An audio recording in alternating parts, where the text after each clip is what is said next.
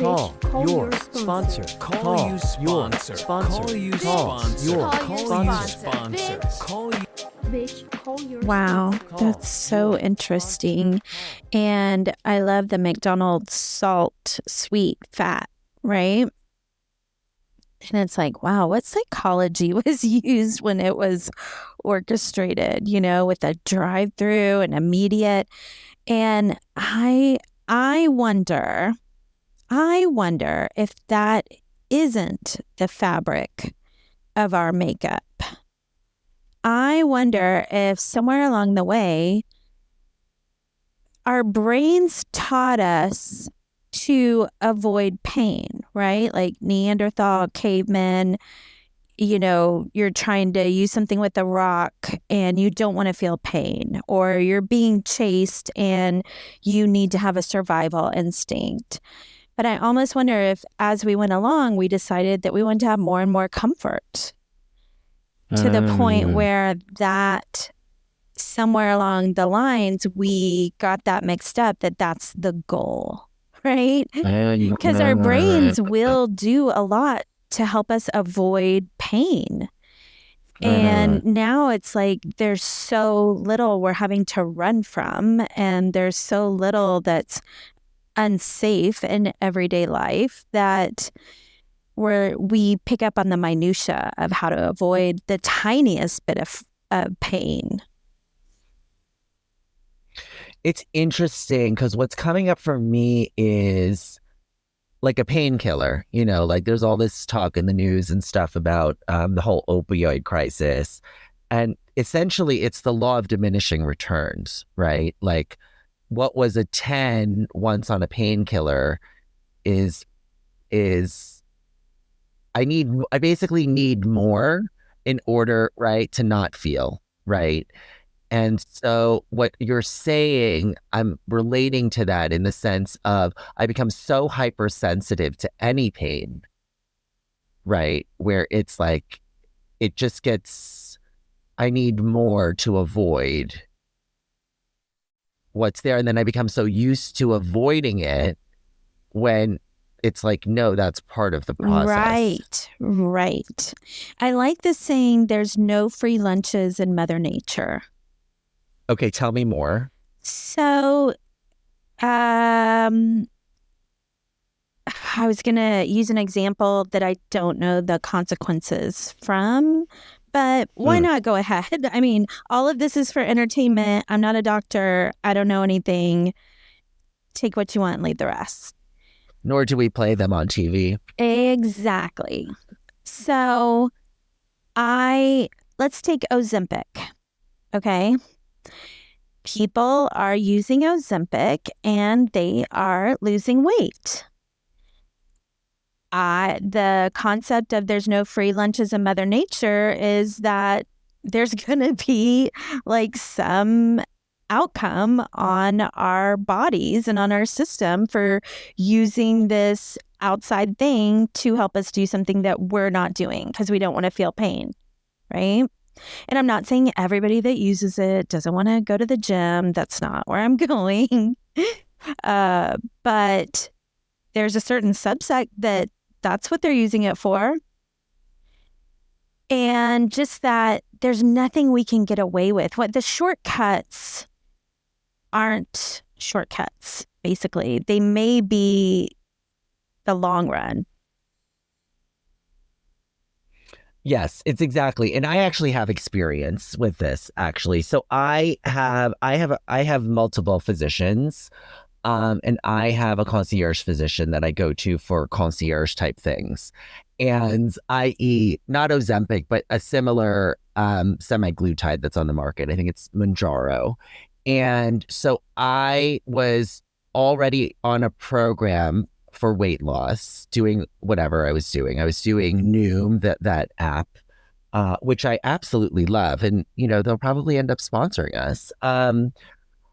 So it's a beautiful app because it has to do with behavior and the willingness. It's really beautiful, actually. And so I was experiencing some weight loss, which is what I was looking for. I was basically, the overarching thing was I didn't feel good in my body, and I was not feeling healthy. And shit wasn't fitting, yes, you know, and the goal wasn't to be in skinny jeans. The goal was to feel healthy and vibrant, you know. And so, you know, I did a whole blood workup. I did, you know, all of these other things, and I was plateauing, you know, on doing Noom and, you know, eating and all of those other things. And what ended up happening was I reached out to my concierge and I was like, listen, do you think that this could work for me, you know?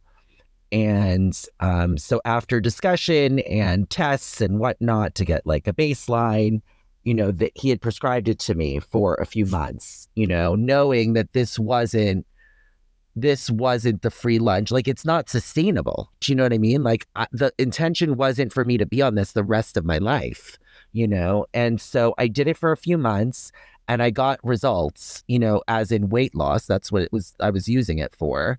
And I lost a significant amount of weight, actually. And I ended up weaning off of it because it's not healthy to be on it. You know what I mean? For that extended period of time. And what ended up happening was that I ended up gaining back some weight, but not the amount to where I was because I had shifted behavioral things. And so am I the number I'd like to be? I've kind of let go of that at this point, you know. Do I feel healthy and more vibrant in my body? Yes. Am I was where I started? Nowhere near it, you know? And so I think it's like, to your point is, yeah, there are no free lunches. Like it was ultimately, that was a little boost actually. But if I didn't boost, would I still be where I am today? Probably. Probably. So what was the point of that whole exercise? I don't really know, actually.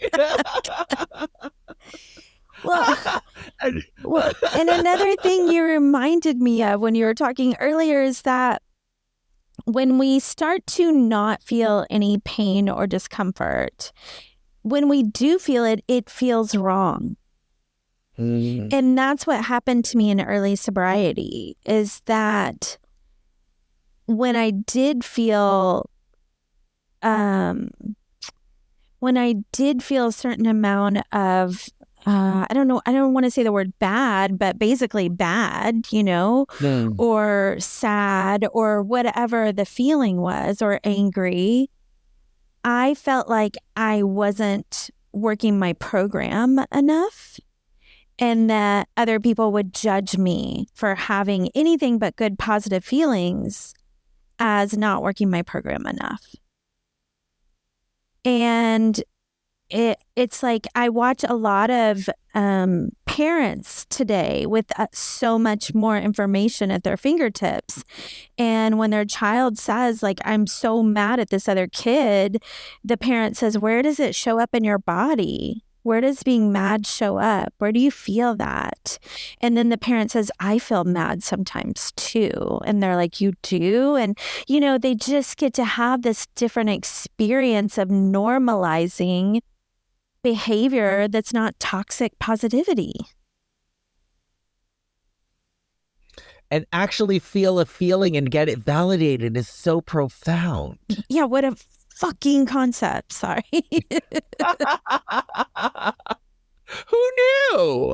Who knew it's okay to have a feeling or feelings? Like, yeah. If I wasn't dressed up like a girl with frilly bows in my hair and a big puffy dress and smiling, my mom wanted me to stay in my room. If I had any complaints or didn't want to wear that stuff it was go to your room without dinner. And what that taught me is, hey, put on a fake face and you can get through in life, and keep anything that's not what everybody wants to see inside, which causes disease, depression. It all goes back to family. You know, it's like my parents aren't alcoholics. However, they have an ism, right? And they exhibit it in their own ways. And my mother is, I would label her as a depressive, where, she is Dr. Jekyll, Miss Hyde at times. And, events will come up and we would go out as a family, and last minute she'll decide she's not going, and it's this like, oh, wait, is she coming? Is she not? Is she really coming? And it was like this whole thing. And then it's just the cover up. Oh, where's your mom? Oh, she's fine. Like this whole, like, I just, it's like, it wasn't, it was like this covering up, and this kind of like, I took that on myself, right? It's like, oh, I'm going to cover it up. I don't want my family to look weird, or judged. So I'm just, it's very similar to the Al-Anonic. Mm-hmm. Mm-hmm. Well, and like, then everything becomes about her. She's taken this family event that y'all are supposed to go do and have as a family. And now everyone has to be in their head about, should they be celebrating? Should they be having the moment? Should somebody be home with her? Is she okay? And everyone's concentration and energy gets to turn from inward to being about her. I wonder if I heard a term recently, covert narcissism. Mm-hmm. I mean, I can't say, but I have definitely. It rings a bell. I definitely looked that one up and seen somebody that I used to date who gave so much of their time to help foster kids, and like, what a good person. And that I went to one of the events with this person, and they had an epic meltdown because somebody else was going to be behind the podium. And I was like, wow. Okay. This was so wonderful. I love it. Me too. We just diverge on all these different paths. We just totally diverge. But what I will say, just to wrap it up in a cute little bow, is this thing of grace, gently releasing all conscious expectations. And for me, the operative word is gentle, to gently. Where I don't know gentle, I like a lot of force, and let's do this, and pedal to the metal, and let's fucking go, and that kind of grind energy, which is also very adrenaline driven, lest I forget. And so it's the gentleness, it's the allowing, that is, for me, when I'm truly connected to my higher self, higher power, all of those things. So we're reaching our final 5. Do you have a question? Do you want me to ask a question? Okay, great. Who is someone who you would real imagined, alive or dead, who you would attribute to this word grace? That's really, really good. Wow. Well, I think about, at first I was like, Gandhi. I was like, wait, that's your I want to look good answer. But the real personal truth is that when I'm going to get misty-eyed, so obviously this is the personal truth, when I would go to camp.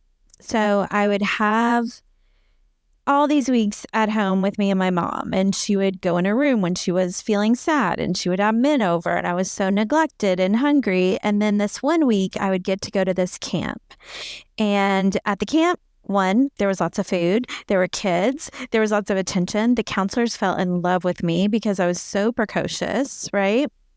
And this one counselor that I remember staying up, and she would talk to me and hear about what was going on in my family life. And she just gave me so much grace and so much permission to say that what I was experiencing wasn't ideal, healthy, normal for a child my age.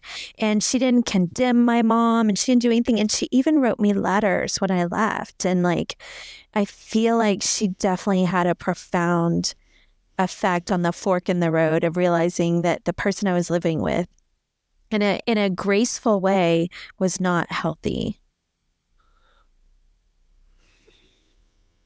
Wow. How about you? Well, so one, I always default to Mr. Rogers because I just think like I've seen both movies. I've read the cover story, you know, Esquire and all this stuff. And there's just something about him that it's like so pure and so connected to the child that, you know, is just really beautiful and profound for me. And I would say in this moment, it's like, bitch, call your sponsor is actually my first sponsor. You know, about the first 6 years of my recovery. And it's, you know, that I worked with them and it was really so healing, you know. It was like so much love, you know, that and it wasn't tough love. There wasn't a lot coming from them, you know, verbally. It was more of a feeling and active listening in where I actually felt loved. Because it's so counter to what I grew up in, which is like, do as I say, you know? So I think both are connected and are able to be a channel. Beautiful. Beautiful. Well, we've done it again. We've literally raised the vibration of the whole world. Y'all are welcome. The whole world. Like, I'm going to go blow my snot now. Yeah. We'll be back soon. So, bitch, y'all go call your sponsor. Call your sponsor. Thanks, Sam. Call your sponsor. Bitch, call your sponsor. Call your sponsor. Call your sponsor. Send us an email, bcysponsor@gmail.com. New